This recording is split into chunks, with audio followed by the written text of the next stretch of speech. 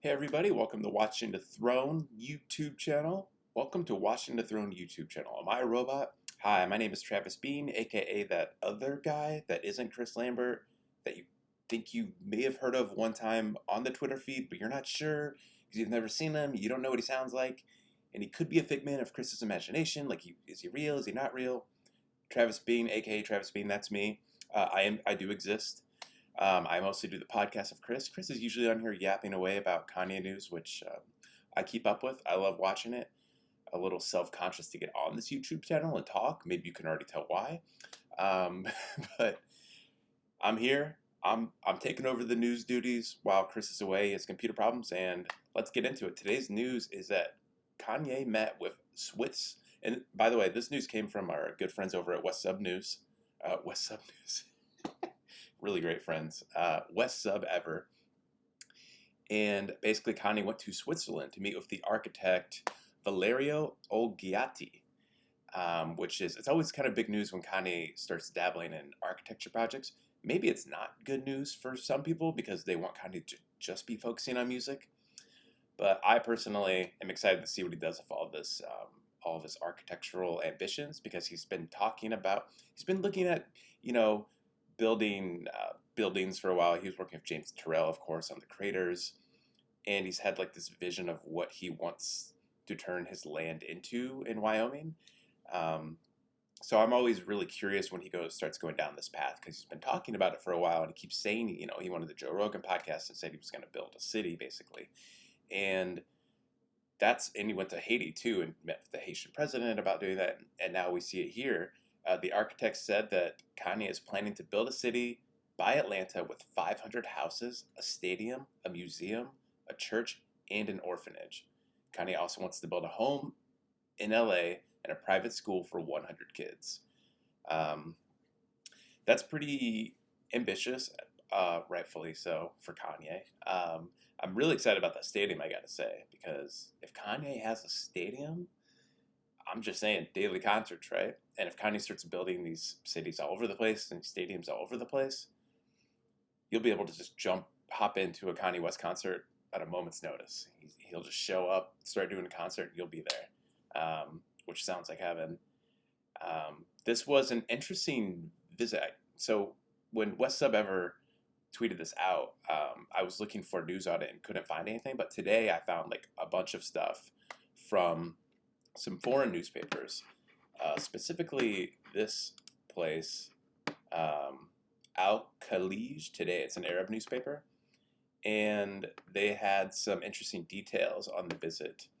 But the first thing they talked about, and this actually interested me, is like, how did Kanye even go to Switzerland? Because right now Switzerland has restrictions on travel, and you're only allowed to enter Switzerland if there are compelling reasons.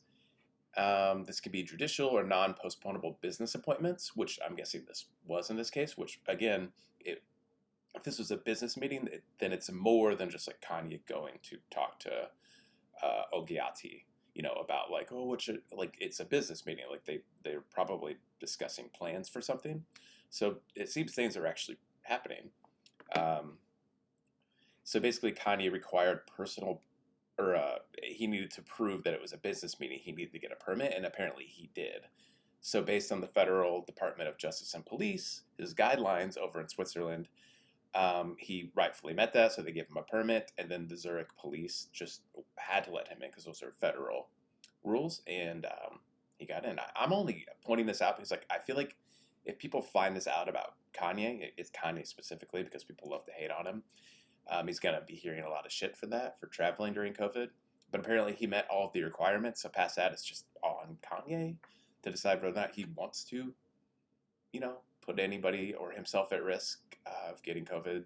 He says he's already had it. So, yeah, a lot tied up there, I guess. But anyway, more exciting is they met. It seems like the meeting went well. There aren't a lot of details from either Kanye or Olgiati, but they did visit the home of songwriter Leonard Bardil.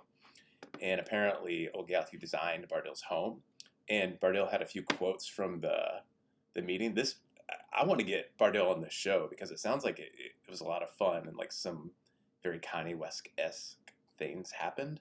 Um, First of all, he said that Kanye found the house minimalist and was very fascinated by it. I have to say that that's like I realized that minimalism, like how much of a power move that is. When I humble brag here, when I visited Mike Dean's place of Chris, and we did our interview with Mike Dean that you'll probably never hear. Um, he Mike Dean, like his house was like really big, but like he didn't have a lot of stuff, and there's such like that's such a cool look because it makes you realize that like when I look around my place, like it can feel a little cluttered, and there's like not a ton of space, and I feel like that's a way of like showing like that you do have a lot of space, that you don't need like a bunch of like cool looking stuff to like show off that you have good taste. You have the really good looking stuff laid out, spaced out, lots of room, lots of places to move around, and like there's something really powerful about that. So I actually have thought about that in my home. Obviously, I'm not achieving it. You can see this bed air mattress in the background that has served as my temporary couch. But yeah, that's cool. So I'm not surprised Kanye was on board with that. He said of Kanye and Olgiati, both are radical in their work and have a firm vision that is directed 100 years ahead, which I can only assume he's just quoting Kanye himself on that one. Like Kanye must have talked about being a futurist and like seeing into the future. And that guy was like, he's right. And then Bardell said, we sane, which again, I need video footage of that, and played the board game Kalaha, which, I didn't look that up, but I'm kind of curious what Kalaha is. Let's find out together. Not Kalahari. Kalaha game. Okay, here we go. It's some sort of like, you know what, I've seen this, I feel like I've seen something like this before. I'd be interested to learn how to play that. Not surprising, Kanye loves games. Good to see that he's still on that train. And what else did he say? That was it. But also, apparently, this guy taught Kanye some old song, like some old religious song that Kanye didn't know. So maybe we'll hear that song pop up somewhere in Kanye's next record. But what does that mean? Why did I say that? I don't know what that means. Maybe we'll hear Kanye reference that song. That would be crazy if this song that James Bardell showed Kanye showed up on a Kanye record. That would be strange, wouldn't it? But yeah, that's mostly what happened at the visit. And I think the other reason I'm really into Kanye's architectural work is that I feel like it's such a representation of him and like where he's gotten to in his life and his career. For so long, he tried to find solace and fulfillment through celebrity and music. And that really became his only source of fulfillment after his mom died. Like he really didn't have any foundation. He was lost. And I think a big part of that was he didn't have like a home. And I feel like that's why Kim and his family and like this whole project he seems to be working on and moving to Wyoming, like this is all so good for him mentally. And you can see him like really turning the corner, and now he just wants to spread that. He wants to, of course, he's Kanye. He blows everything up to the nth level. So what do you do after you find your foundation and build your home? Like you keep going. You build a bigger home, and you build space for other people who are looking for space like that and need help as well. And that's what I really like about all this is Kanye's, he always has good intentions for everything he does.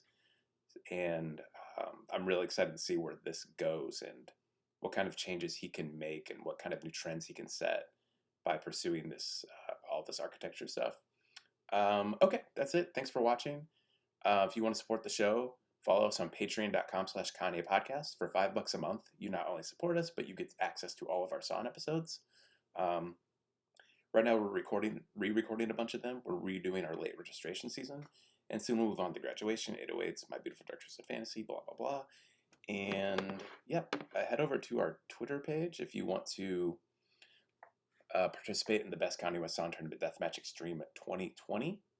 It is basically just a giant bracket of all the Kanye songs, and we're going to see who wins. Blood is shed, enemies are made, and it's a lot of fun. That's it. Thanks for watching, and I was going to say stay tuned for next time. I don't know what that means. Just watch next time if you want to watch another video. Bye.